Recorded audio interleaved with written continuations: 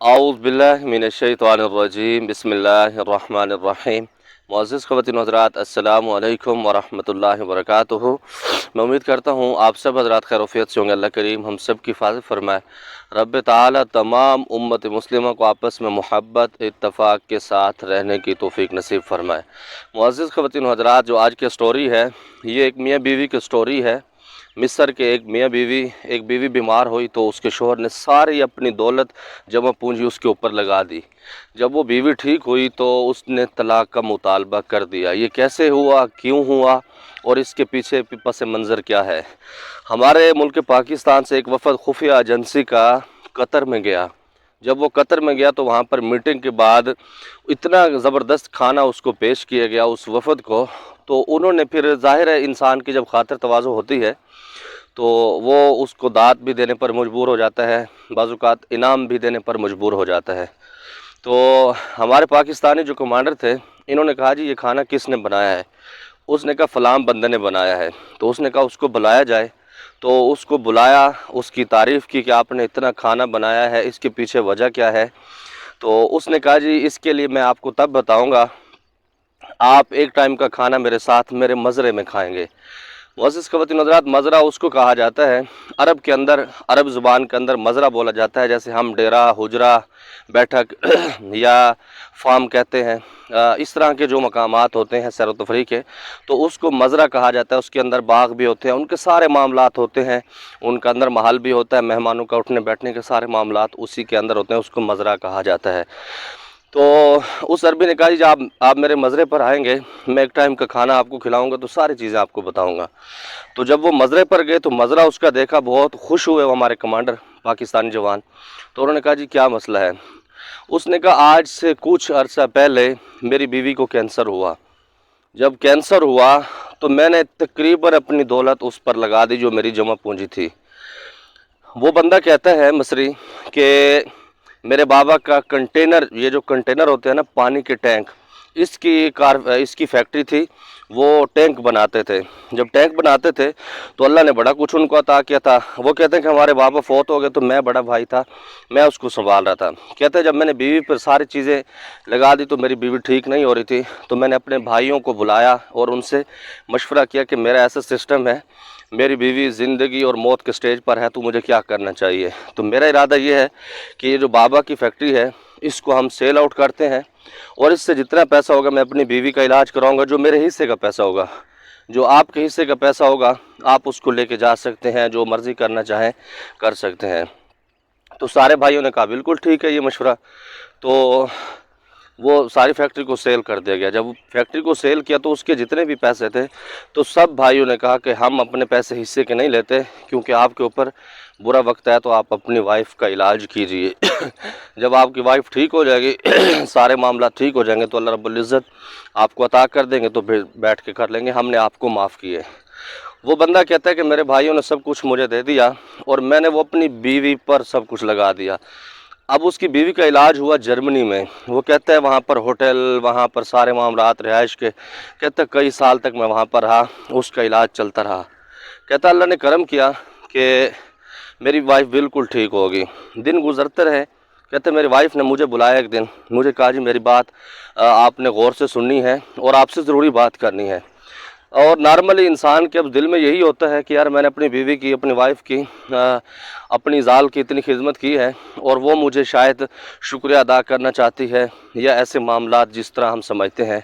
तो कहते मेरे जहन में यही था कि वो मेरा शुक्रिया अदा करेगी कि आपने मुश्किल वक्त में मेरा साथ दिया, आप दूसरी शादी भी कर सकते थे, पैसा भी बड़ा था आपके पास, आप मुझे छोड़ भी सकते थे। कहते मेरे चीज़ें ये दिमाग के अंदर चल रही थी। लेकिन हुआ ऐसे कैसे, जैसे ही वो मेरी बीवी मेरे सामने आई, मैंने उससे कहा, मैंने कहा बताओ क्या मसला है? तो उसने कहा मुझे आपसे तलाक चाहिए।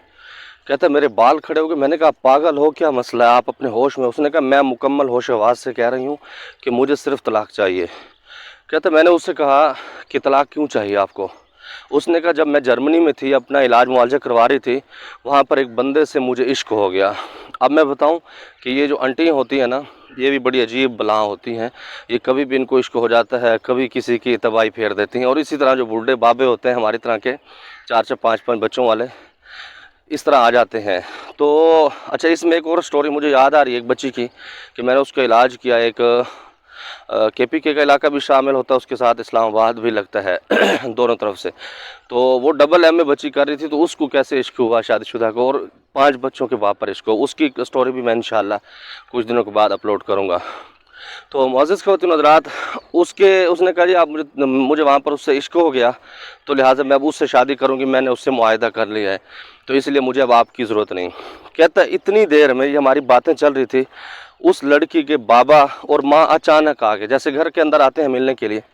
कहते जब वो आए तो मैंने फ़ौरन, हमारे जो चेहरे थे वो उतरे हुए थे, वो अपनी कैफियत थी। ज़ाहिर है जब आदमी तलाक मांग रहा होता है, बच्ची या बच्चा देने की कोशिश कर रहा होता है, तो उस वक्त कैफियत एक अजीब होती है, अलग होती है। कहता है हमारे ससुर ने कहा कि क्या मसला है। मैंने कहा जी ऐसे ऐसे आपकी बच्ची तलाक पर मुझे मजबूर कर रही है, तो इसलिए मैं परेशान हूँ। उसने बच्ची से पूछा कि आप क्यों तलाक मांग रही हैं, तो वो जो लड़की थी, वो आंटी, वो फ़ौरन मुकर गई। अच्छा, इससे पहले इसी के अंदर इसके 3 बच्चे भी थे। वो मुसन्निफ़ कहता है कमांडर इसका जो मुसन्निफ़ रावी है वो कमांडर है, तो उसने ये तहरीर लिखी है, मुझे अच्छी लगी तो मैं इसलिए आपके सामने शेयर कर रहा हूँ। तो वो कहता है कि वो बच्ची वहाँ पर मुकर गई।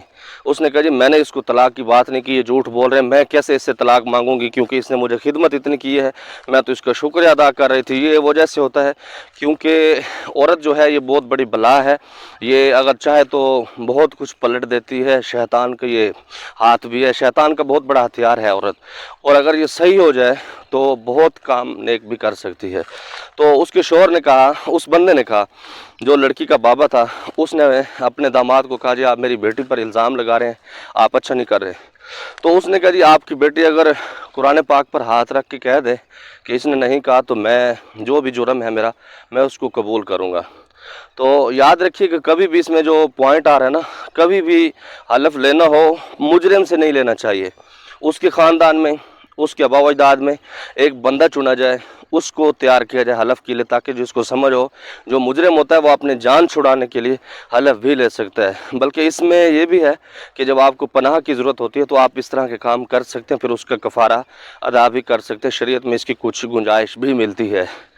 तो उस लड़की ने फ़ौरन कलामुल्लाह पर हाथ रखा। उसने कहा जिसने मुझ पर इल्ज़ाम लगाया है, तो मैं इसके साथ ज़िंदगी गुजारना चाह रही थी, लेकिन अब नहीं गुजारूंगी।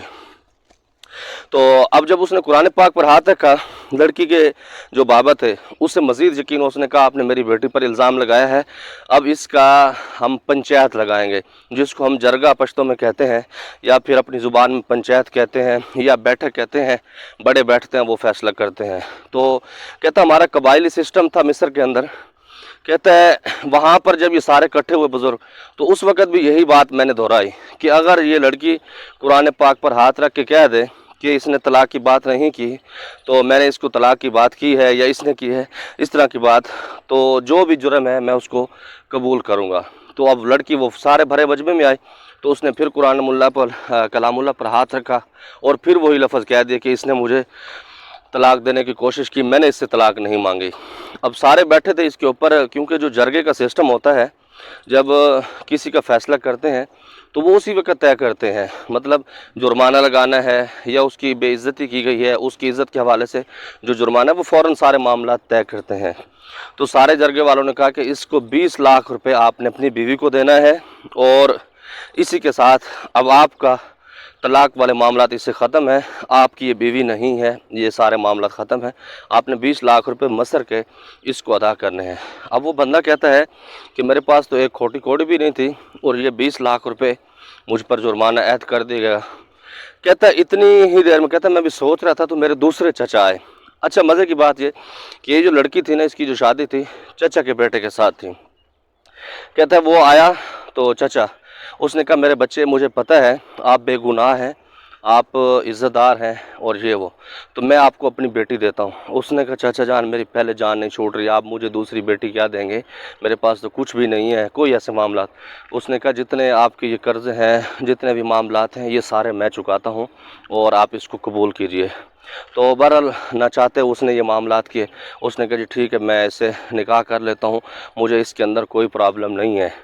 تو وہ کہتا ہے میں اس کے ساتھ نکاح کر کے تو میں اپنی نئی زندگی شروع کرنے لگا۔ اچھا، اس کے اندر جو جرگہ کرانے والا تھا جس کو ہم ثالث کہتے ہیں یا وڈیرا کہتے ہیں یا جج سمجھ لو، تو اس نے اس کو کہا کہ 1,00,000 روپے مصری میں آپ کو دوں گا۔ میں یہ سمجھتا ہوں کہ آپ کے ساتھ یہ غلط ہوا ہے، لیکن ہمارا جو جرگہ سسٹم ہے میں اس کے خلاف نہیں ہو سکتا، مطلب جو ان کے قوانین ہوتے ہیں اس کو نہیں توڑ سکتا۔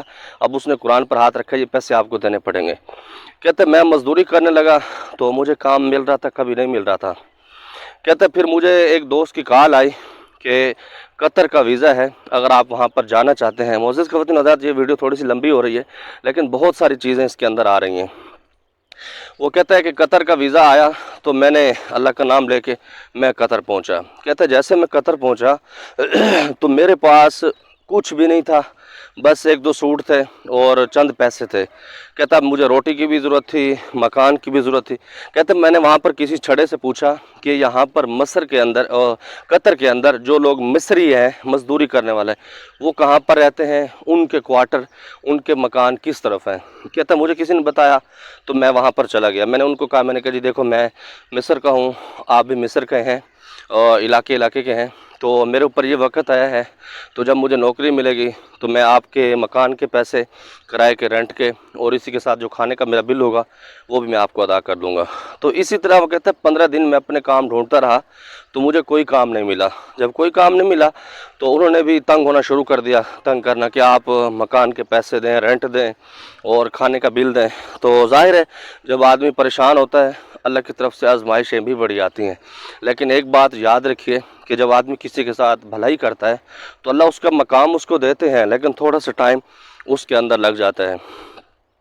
اب وہ کہتا ہے کہ ایک اسی کے اندر جو اس کے ہانڈی والی میں تھے، مطلب اسی کمرے میں رہتا تھا ایک لڑکا، اس نے کہا یار میرے پاس ایک نوکری ہے آرمی کے اندر یہاں قطر میں، تو آپ وہاں پر اپلائی کریں، اچھے سے کپڑے پہن لیں اور میرے ساتھ چلیں۔ کہتا ہے میں نے کپڑے تبدیل کیے تو کہتا ہے وہ مجھے ہیڈ کوارٹر لے گیا۔ جب میں ہیڈ کوارٹر پہنچا تو اس نے کہا یہ روم ہے، اس کے اندر میٹنگ چل رہی ہے، انٹرویو ہو رہا ہے، آپ اس کے اندر داخل ہو جائیں تو آپ کا کام ہو جائے گا۔ کہتے ہیں میں فوراً اندر داخل ہوا تو وہاں پر ان کی خفیہ میٹنگ چل رہی تھی قطر والوں کی۔ کہتا ہے ایک دم وہ چیخے کہ کس نے اس کو آنے دیا ہے اور کیوں یہ آیا ہے۔ کہتا ہے وہ فوراً مجھے گرفتار کر لیا، اس نے کہا جی اس کو بند کرو، اس کو بعد میں دیکھیں گے۔ کہتا ہے جب مجھے جیل میں بند کیا تو میں نے چیخنا شروع کر دیا کہ یار میں تو اپنے کام کے لیے آیا تھا اور انہوں نے۔ کہتا ہے مجھے اس وقت پتہ لگ گیا کہ اس بندے نے صرف اپنے روم سے نکالنے کے لیے مجھے پھنسایا ہے سازش کے تحت۔ کہتے خیر، کہتے جب وہ میٹنگ ختم ہوئی وہ سارے لوگ جانے لگے، جو ان کا کمانڈ کر رہا تھا نا، جس کو ہم بڑا سربراہ کہتے ہیں یا آرمی چیف جو بھی سمجھ لو۔ کہتے ہیں میں نے چیخنا شروع کر دیا کہ مجھے بچاؤ، یہ وہ، میں بڑا پریشان ہوں۔ کہتا ہے ظاہر ہے اب قطر میں بھی عربی بولی جاتی ہے اور مصر میں بھی عربی بولی جاتی ہے۔ کہتا ہے زبان ہماری ایک ہی تھی۔ کہتا ہے جب میں چیخا تو اس نے کہا یار اس کو بلاؤ۔ کہتا ہے اب یہ دیکھو کہ اللہ رب العزت کی طرف سے راستے کیسے کھول رہے ہیں۔ کہتا ہے جب اس نے مجھے بلایا، اس نے میرے لیے چائے منگوائی، اس نے کہا آپ کا مسئلہ کیا ہے۔ کہتا ہے میں نے ساری مختصر سی کہانی اس کو بتائی کہ ایسے ایسے میرے معاملات ہوئے، ایسے میری بیوی نے مجھے چھوڑ دیا، فلاں معاملات ہوئے۔ تو اس نے کہا ٹھیک ہے، میرے پاس میرا مزرعہ ہے، میرا ڈیرا ہے، وہاں پر کام ہے، وہاں پر میں لیبر کو 2,000 ریال دیتا ہوں، لیکن آپ کو 4,000 ریال دوں گا اور 3 مہینے کا ٹائم دیتا ہوں آپ کو۔ اس کے اندر میں نے آپ کی کارکردگی دیکھنی ہے، ٹیم آپ کے پاس اویلیبل ہے، لوگ ہیں، آپ نے ان سے کیسے کام لینا ہے۔ اگر تو آپ اس کے اندر کامیاب ہو گئے تو یہ تنخواہ بھی میں آپ کی بڑھا دوں گا اور بہت ساری چیزیں آپ کو عطا کروں گا، ورنہ کام سے نکال دوں گا۔ کہتا ہے میں نے اسے کہا سر مجھے ایک دفعہ موقع چاہیے۔ تو کہتا ہے جیسے اس نے مجھے اختیارات دیے، لوگ میرے نیچے تھے، کہتا ہے بابا میں نے جنگل کو منگل کر دیا، ایسا شاندار اس کا مزرعہ بنا دیا، ایسا کمال کا کہ وہ تیسرے چوتھے دن آیا تو اس کی آنکھیں پھٹی رہ گئی۔ تو کہتے ہیں تیسرے یا چوتھے دن وہ بندہ آیا تو میں نے اسے کہا، میں نے کہا سر ابھی آپ کو ہوٹل کے کھانوں کی ضرورت بالکل بھی نہیں ہے، میں ایسا زبردست کوک ہوں، سب کچھ بنا سکتا ہوں۔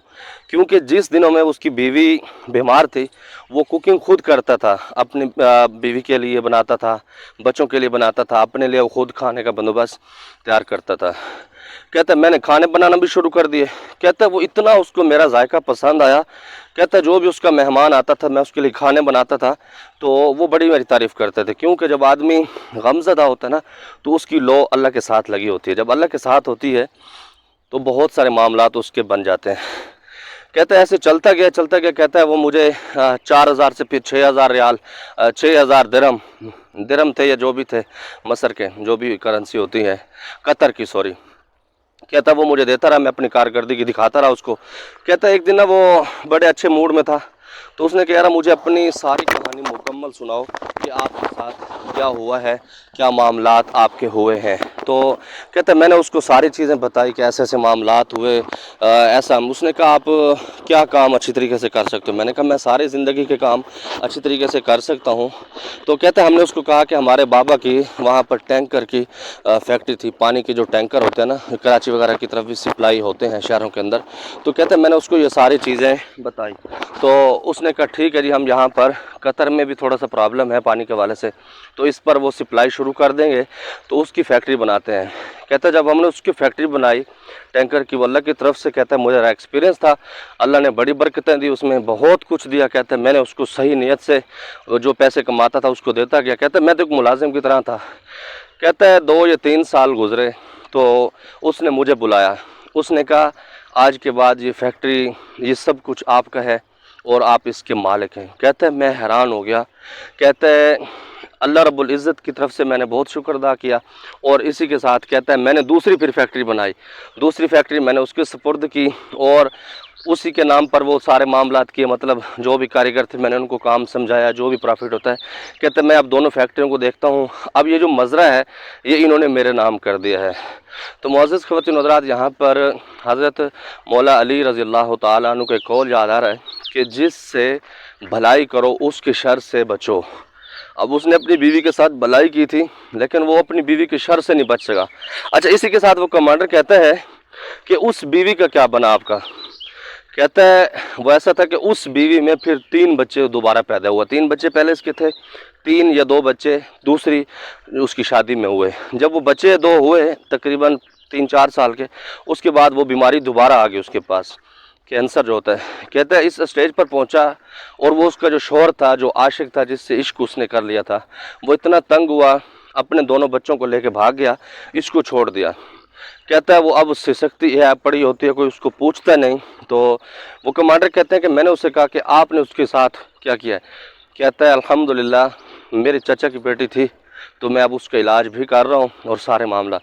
तो मेरा जो इसके अंदर पैगाम है मेरी बहनों के लिए, भाइयों के लिए, कभी भी कोई मुश्किल वक्त आए उसके अंदर अल्लाह रब्बुल इज़्ज़त को याद करें, जो आपके साथ भलाई करें उसकी भलाई को भलाई समझें, उसके साथ कभी भी बुरा ना करने दें, क्योंकि जैसा करोगे वैसा भरोगे। उसने जो भलाई की थी अल्लाह ने उसको उसका अजर दिया, और जो इसने उसके साथ बुराई की थी अल्लाह ने इसको भी इसका अजर दिया। उम्मीद है आपको ये स्टोरी थोड़ी सी लंबी थी, पसंद आई होगी। अल्लाह हम सब की हिफाज़त फरमाए, 100% दीन के मुताबिक ज़िंदगी गुजारने की तौफीक नसीब फरमाए। अगर आपके ज़हन में आपके पास कोई सच्ची स्टोरी हो जो बिल्कुल खालिस हो, झूठ कहावतें ना हो उसके अंदर, तो इंशाअल्लाह ताला मुझसे शेयर कर सकते हैं व्हाट्सएप पर, कमेंट्स बुक में। इंशाअल्लाह वक्तन फ़वक्तन उसको भी शेयर करता रहूँगा अपनी ज़ुबानी। अल्लाह हम सब की हिफाज़त फरमाए, दीन के मुताबिक ज़िंदगी गुजारने की तौफीक नसीब फरमाए। अस्सलामु अलैकुम।